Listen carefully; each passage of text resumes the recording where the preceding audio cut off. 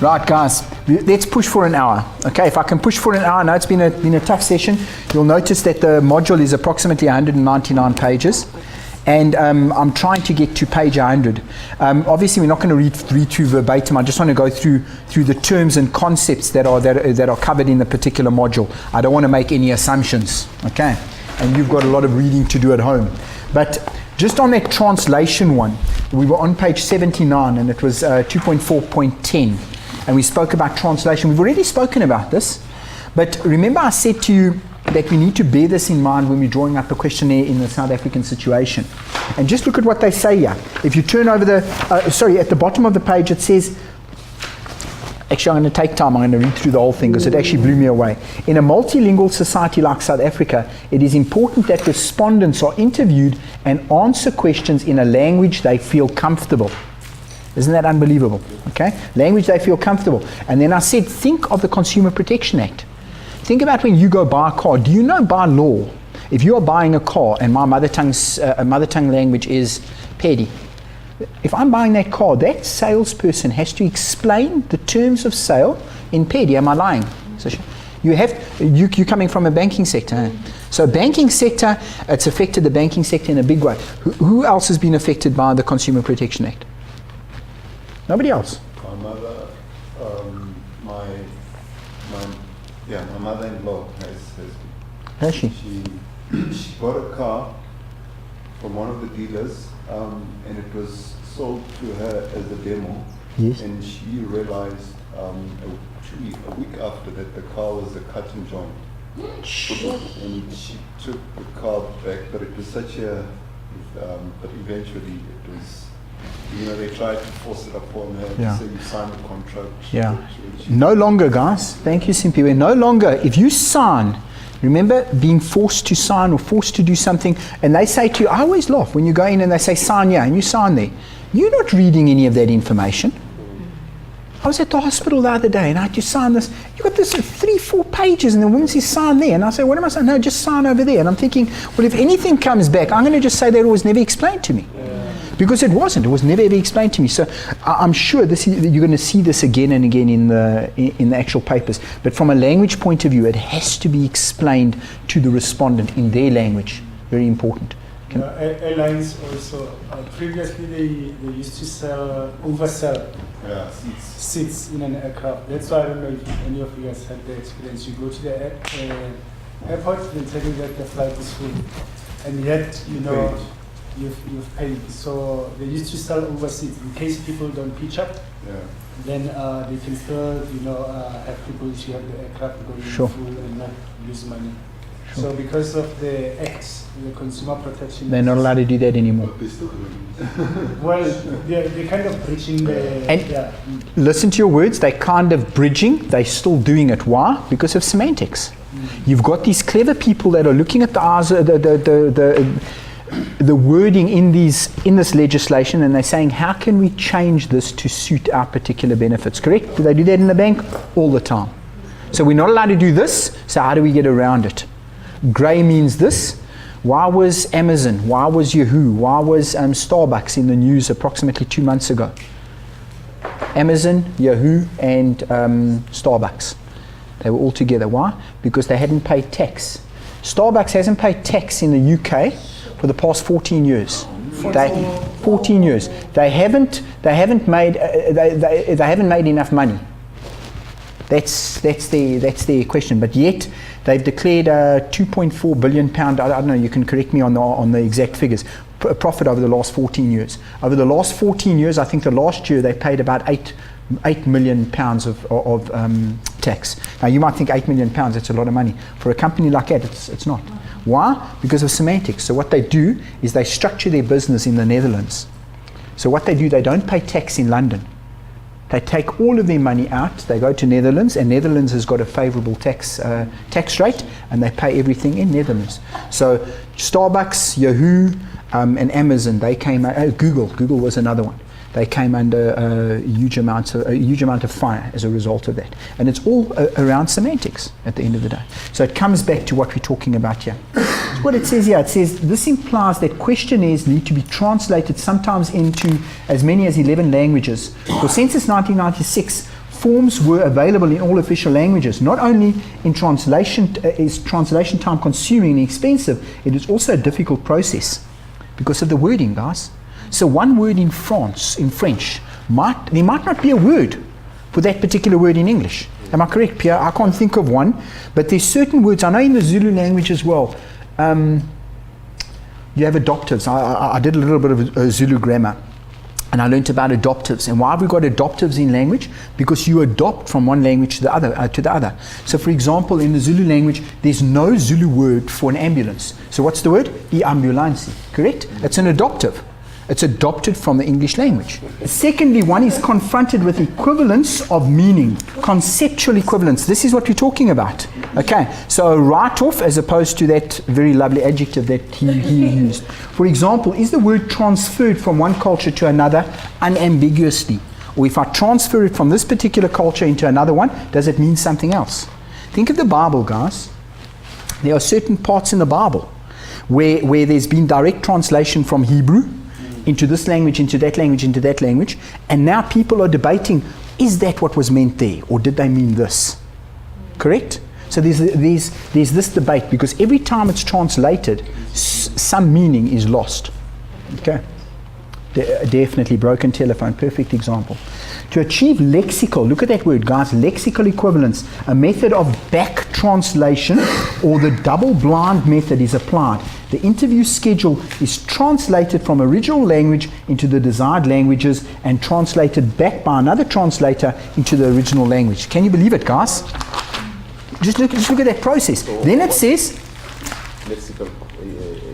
lexical words. So the wording. Is the wording correct?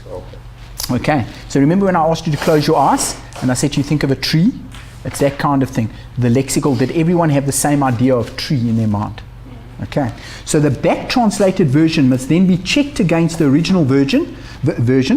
Semantic errors are then corrected, and if the original version is changed, all the other translations must be changed accordingly. Knowledge of the local communities is also needed. Isn't that unbelievable? You see how labor intensive that is, guys, and time consuming that is, and expensive as well. Okay, so just bear that in mind. Right, and then the next thing is research. Remember, research. It's very, very important around your questions. So don't just sit down and say, I don't have to do any research, I know all the answers here. Don't make that assumption. You need to do research. And research isn't only about going into books, it might be going down to the factory floor and doing some research there, correct? What did we talk about? What kind of observations did we do?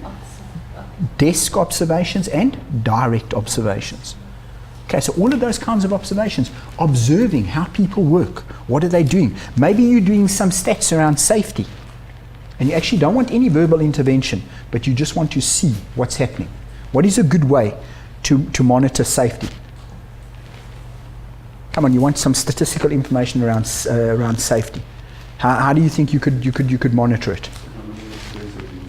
Sorry?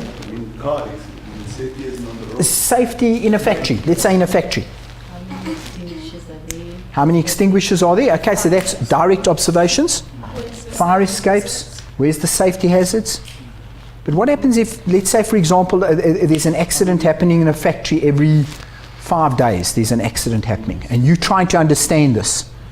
It's exponential, and I have a now scenario. So you go through it and you sense it yourself. You're like, so if I'm in this situation. Okay. So you role play virtually, yeah? Okay, so you role play. Yes, Brandon, I can hear you. I can see. Yeah, from an explosive point of view, our safety standards are quite high in terms of we have to have. I hope so. Of 0. Because of so many people that we try and our target for them is like 0.3. So that sort of figures revolves around how many safety talks do we have a day in terms of toolbox talks, because it depends, and I'll give you safety topics to talk about. Like you said, also fire extinguishers, medical air bottles, all of that has to be actually checked on a regular basis. We actually have a company that comes in every month and checks the expiry dates on all our expiry. So from a safety perspective, there's actually quite a lot to cover. Okay. Do you see what brainstorming does, guys? But I've facilitated to quite a couple of AEL members, and one thing that blew me away about AEL, they've got a little notepad in place. Take 5. Take 5s, yeah. Take 5s.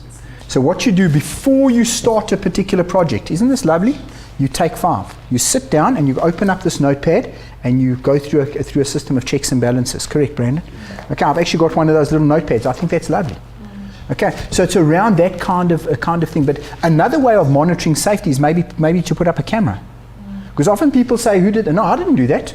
No, but you must be careful. Don't put your hand in there. I never put my hand in there. Never.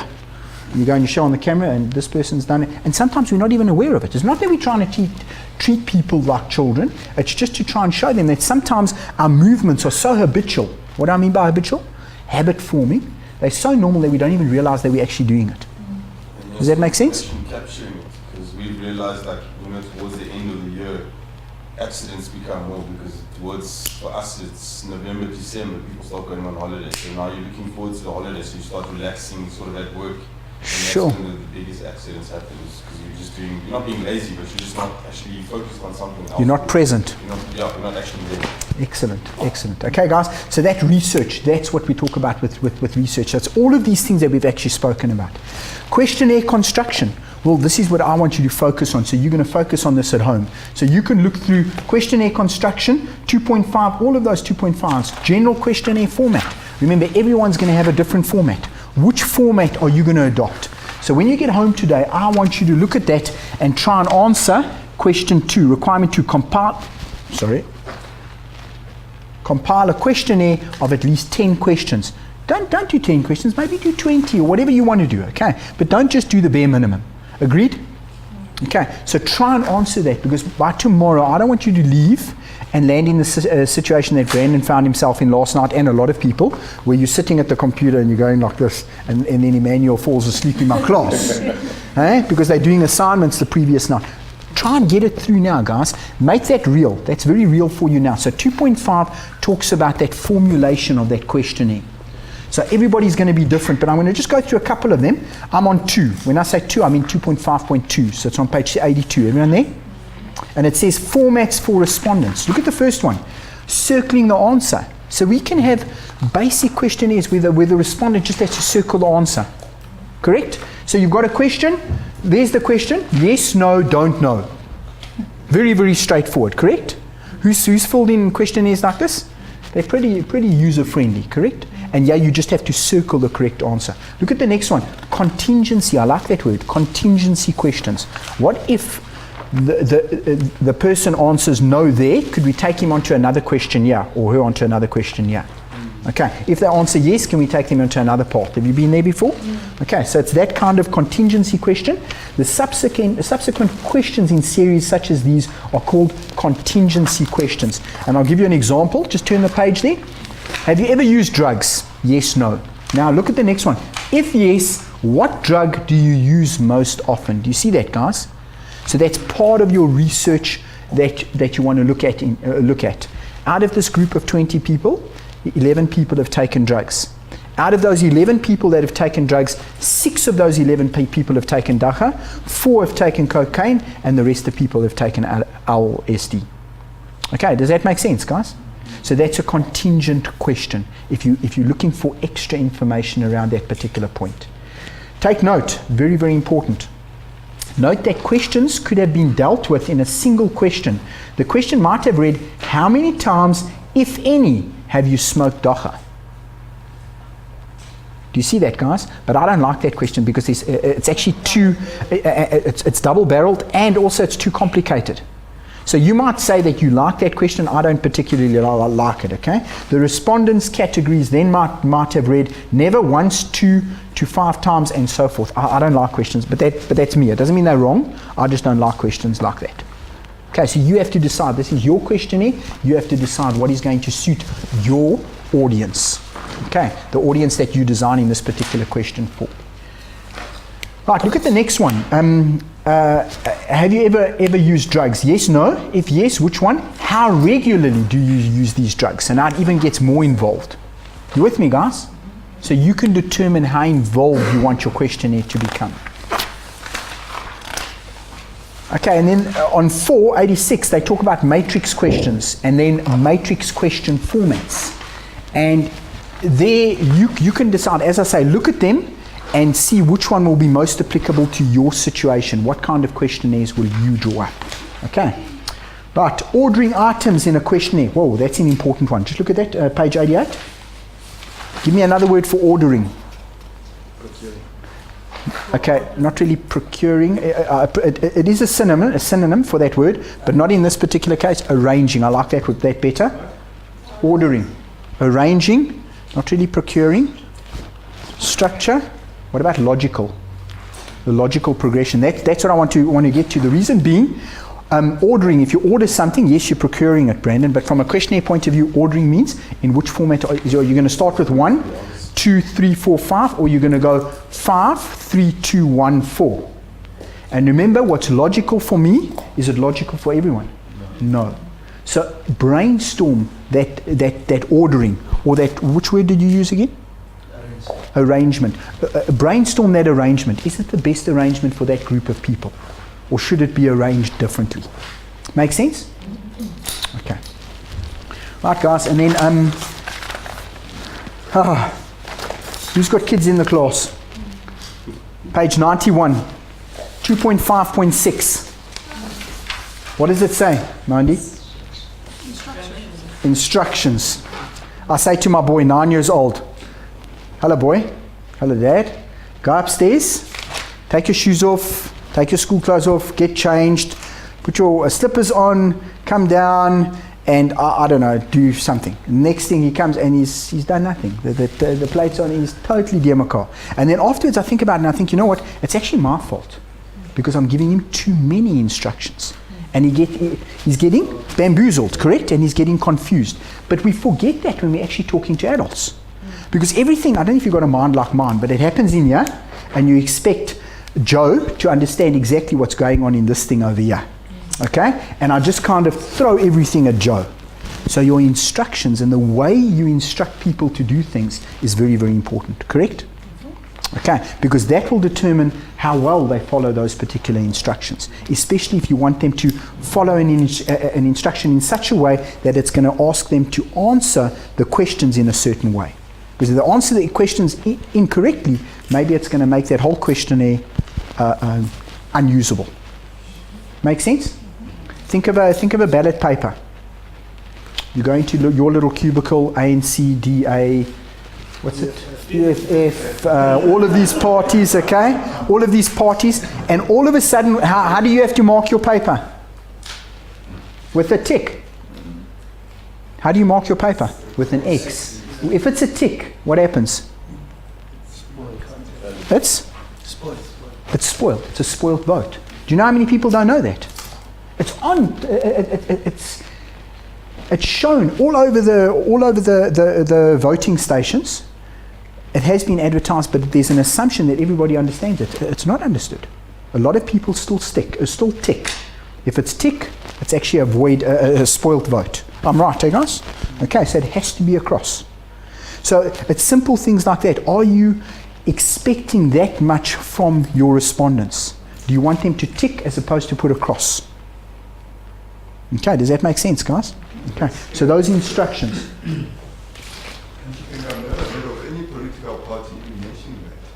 No, it's always very, very clear. If you go into the polling stations, they say, I'm right, eh guys? Or am I talking nonsense? No, it's a cross. Yeah.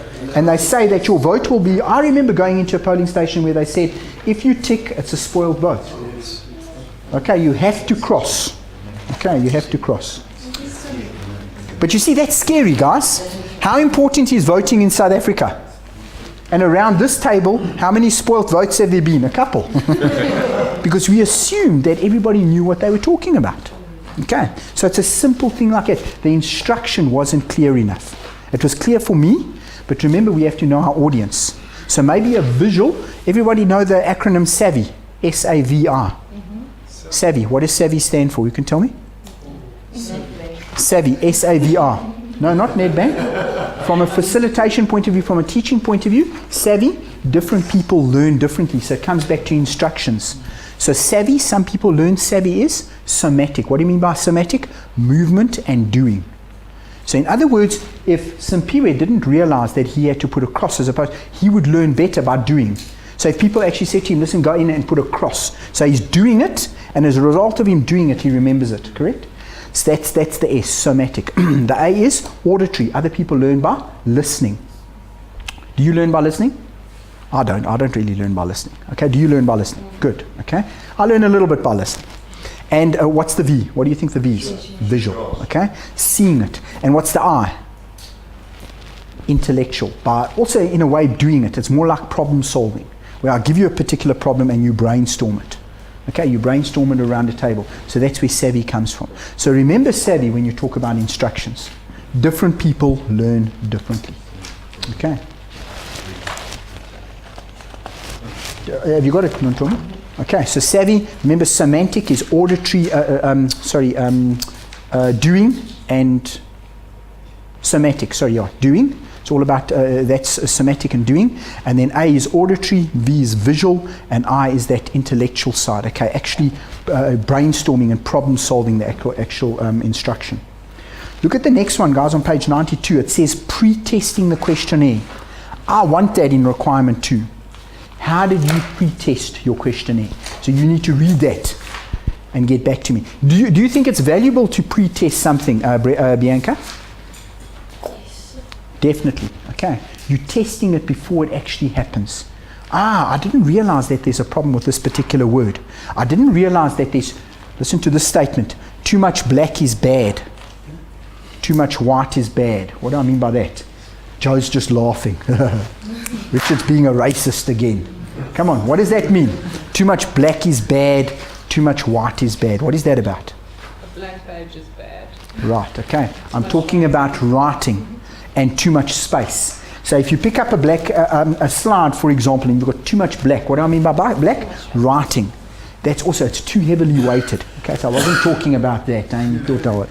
Okay, so too much black space. That's what we talk about, black space. Too much white space, you've got a word and then like a big space and another word.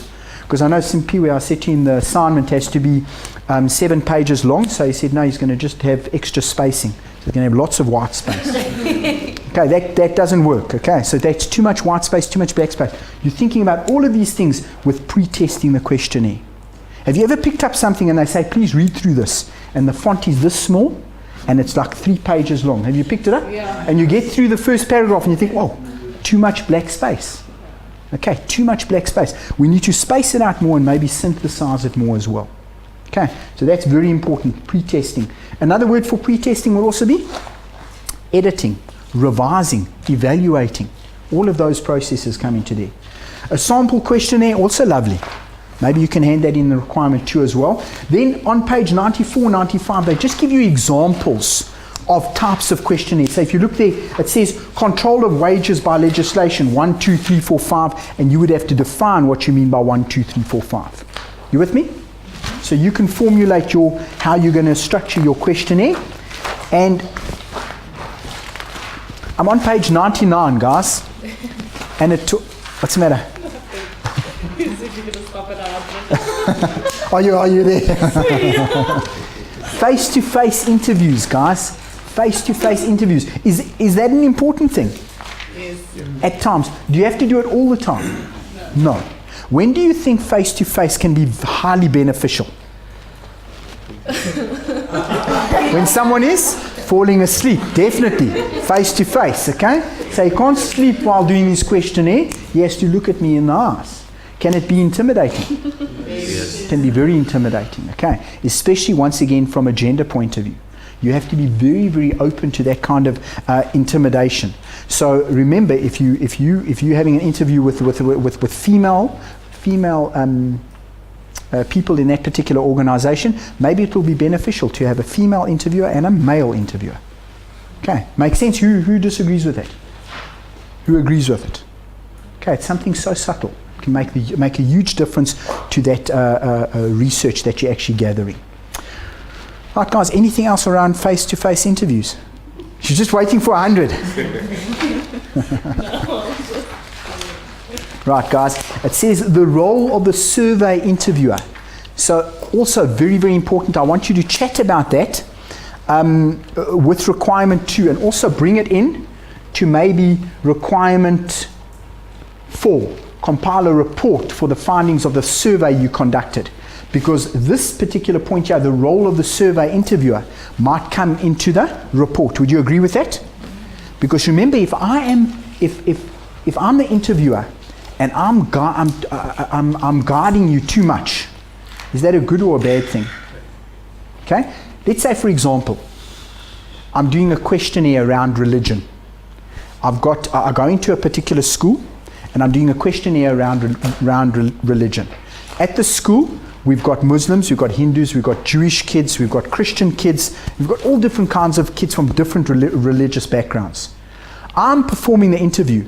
I go in there, I've got a Bible on the respondent comes in, I've got a Bible on the table, and I've got a huge cross around my neck. Is that leading or guiding? I think it is. Remember savvy? Some people learn by visual. Okay, so it might be argued that I'm actually leading the respondents by having a Bible there, because that's Christian, correct? A Bible and maybe a cross around my neck. What about the Muslim people that I'm offending? What about the Hindu people that I might be offending? So from an interviewer point of view, we need to try and remain neutral. Difficult, eh? Because even if that's our belief structure, we can't bring that belief structure to the interview process. Does that make sense, guys? Okay. Anybody want to shoot me down there or disagree with me? Remember? It's a difficult one, eh? It's a difficult one. Think about political parties.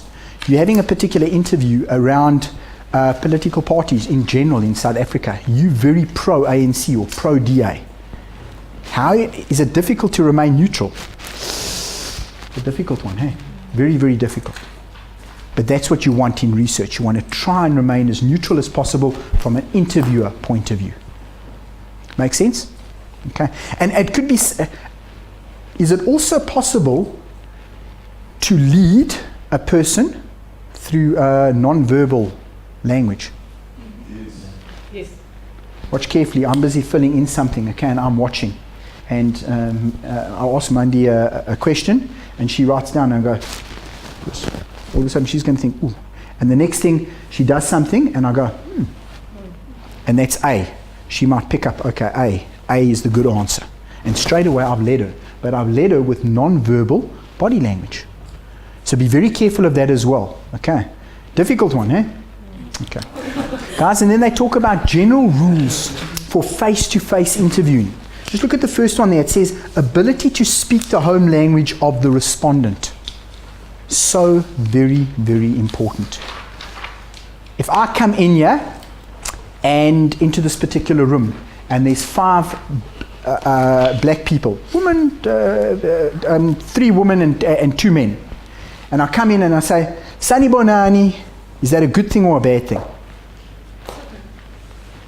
If all are It depends. Yes, all of them are black. It depends on your location, where you are. 100%.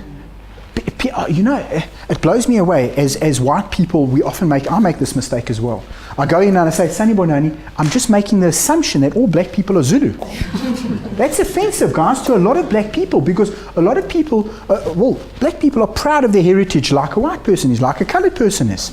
So if you come into an interview process and you say, Sanibonani, I'm making the assumption everybody there is Zulu. If I'm in KwaZulu-Natal, that would be a calculated assumption, correct? But if I'm in Mafeking, I might be lynched, correct? Yes, that was a bird. That will, Yeah? the only province where that might be acceptable is Gauteng. Because, well, maybe again you will say that research, that I have to support what I'm going to say with research. But I think that most black people in Gauteng understand more than one language. They may not be able to speak it, but they understand. Understand the dialects. Okay, interesting. Yeah. Interesting. But it's not because they don't understand you. It's because of the class that it's a class issue that they want to associate themselves with a particular class that wouldn't want to. Okay, guys, you have to be careful of this.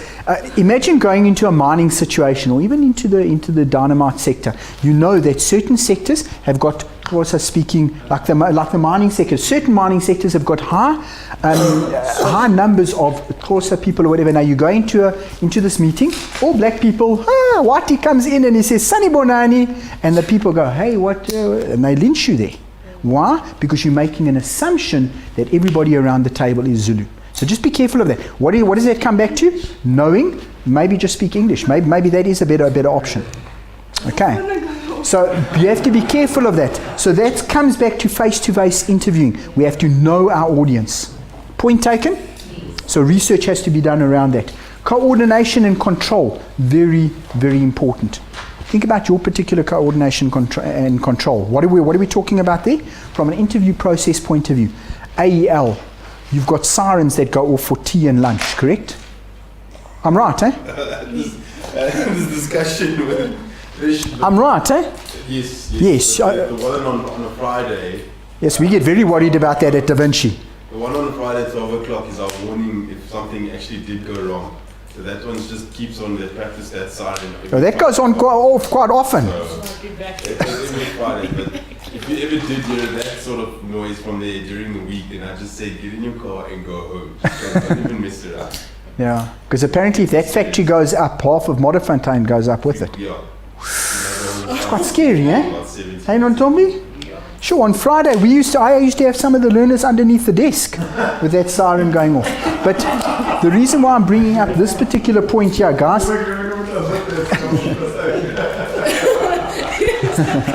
coordination and control. If you have an interview or a respondent that you want to respond to a certain questionnaire and you're doing it maybe during their tea time or their lunchtime, are they going to take offense to that? There's a possibility they're going to. And is it going to be very valuable, the information? No, it's going to be kind of, oh, geez, doctor, and they're not even looking at the questionnaire. Okay, eyes closing again. Right, guys, that's coordination and control. Telephone surveys we've dealt with, and then debriefing interviews. This is a tough one, guys, because we can lead people as well with debriefing interviews. When do we debrief? Maybe if there's been some fraudulent activity. So at the banks, correct me if I'm wrong, Sashia, there's been some fraudulent activity, you get the crime division, the fraud forensics coming in, and they would have a debriefing interview session. And those guys are very neutral, correct? They're very neutral, even if they believe. Remember, belief and truth. Their belief is that Emmanuel took the money. They have to remain neutral. And they debrief. There's that debriefing interview to gain that information from that particular person. Okay. Sashia, you want to say something? Okay. Right, telephone surveys. We spoke about that as well. Is language important there, Bianca? Telephone surveys. It is. Definitely. Okay. I spoke to a young lady the other day, and she said she knows if she's speaking to an elderly lady, a young person, a middle-aged person, just by the language that they use, and she knows how to respond from a language point of view as well. So you get trained. Telephone interviews, telephone surveys, language is very, very important. Is time important with telephone interviews as well? When do you phone? Okay, when do you phone? Very important as well. 6 o'clock.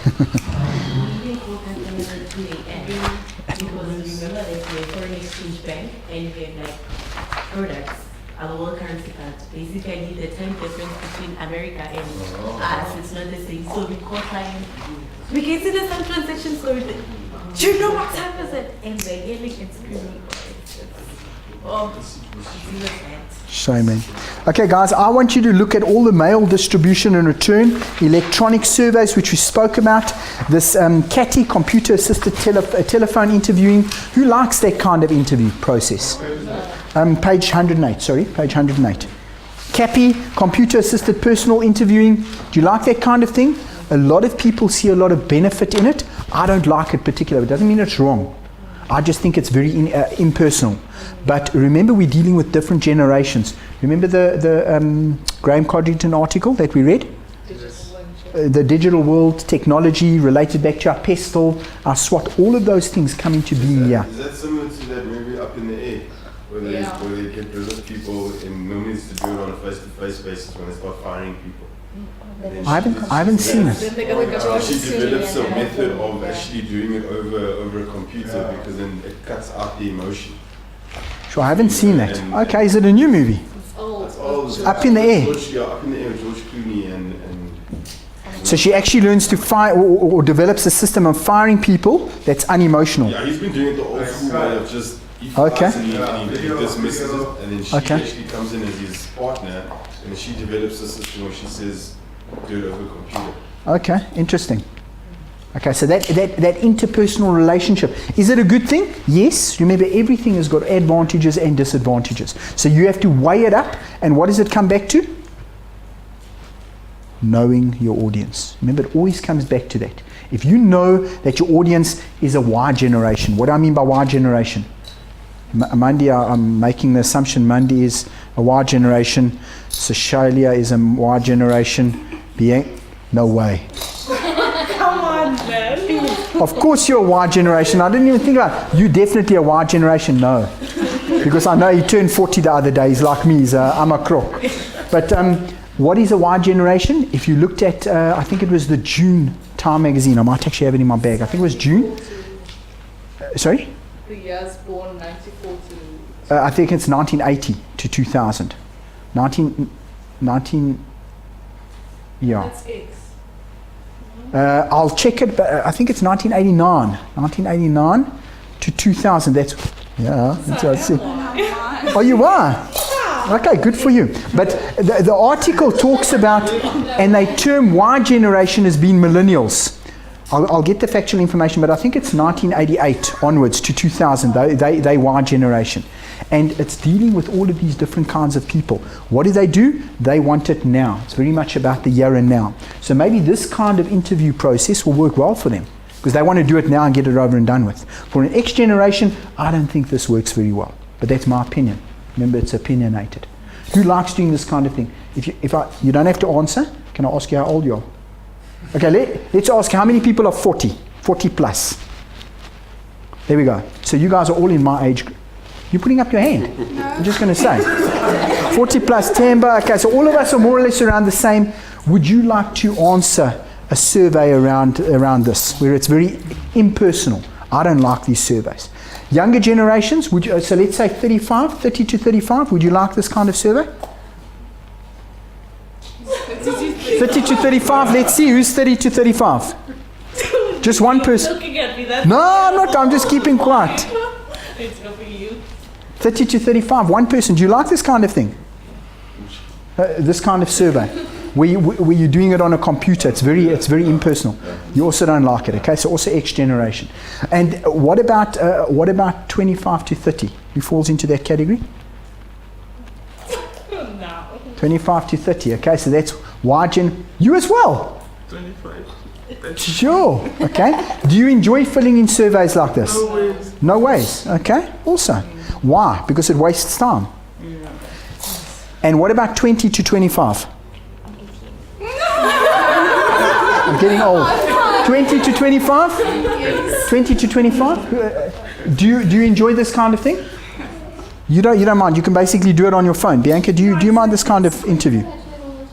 You do it all the time. No, it frustrates the living daylights out of me. Right. Yangi, we'll call you Yangi. How do you feel about this kind of... It's quicker. I'd rather sit than have someone talk to me and go on about other stuff that aren't important. Interesting, hey? Interesting. So she would rather just do it herself. But now, from a respondent point of view, what happens if Sashalia actually interprets the question in the incorrect way? Exactly. So if I don't know something, I'll just go, okay. Now, you And see, skip that's, that one. and that's why I asked that question, because that's the problem with these particular systems. Remember, every system has got advantages and disadvantages. We just have to be aware of them. Okay. Right, know your audience. That's the most important thing. Just look at page 111, guys, and I just want us to look at the quality research information module there. And we've got 3 balls there. Look at it. Truth, knowledge, and effective questions.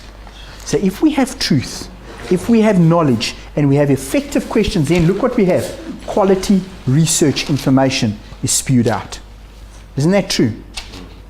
But we have to make sure that we have got good knowledge, we have truth, and then we have effective questions. And all of that is about an editing process and about brainstorming like we're doing now. Does that make sense, guys? Okay. I'm going to ask you, if you don't mind, you've got a lot of work to do at home. You're going to start drawing up your questionnaire, okay? Deal? I'm asking you. Thank you. Zama's just looking at me. No way. Okay, questionnaire, start drawing that up. And then preparation of primary data. Preparation of primary data we're going to have to spend some time on tomorrow, and then understanding and analyzing statistical data we're going to look at, and then we'll move on to our equations. How do you guys feel? Lots of theory today? Did it kind of sink in? There's a lot that you have to read through though. Bianca, you okay? I'm going to just go around the class. Is that the normal look when you're happy? Because I'm just a bit concerned. Okay. Brandon, you look very worried. Are you sure you're all right? So Shia, is that nervous laughter or is that comfortable laughter? Temba? You okay? Okay. Are you guys going to be able to drive back to Bloem? Zama, you're right. So Shalia, you're right. Okay. And Tombi, you okay? So we must read through in the guys, if you can, 49 to 70, and if you want to do some preparation, you can do theme 3 as well. Just briefly read through it as well, just so that you've got an overview of what's coming tomorrow. Okay. And then maybe if you want to, just Google, write it down, Google this particular equation. Tell me why is it important, because the whole of tomorrow is going to be around this particular equation. Y equals A plus BX.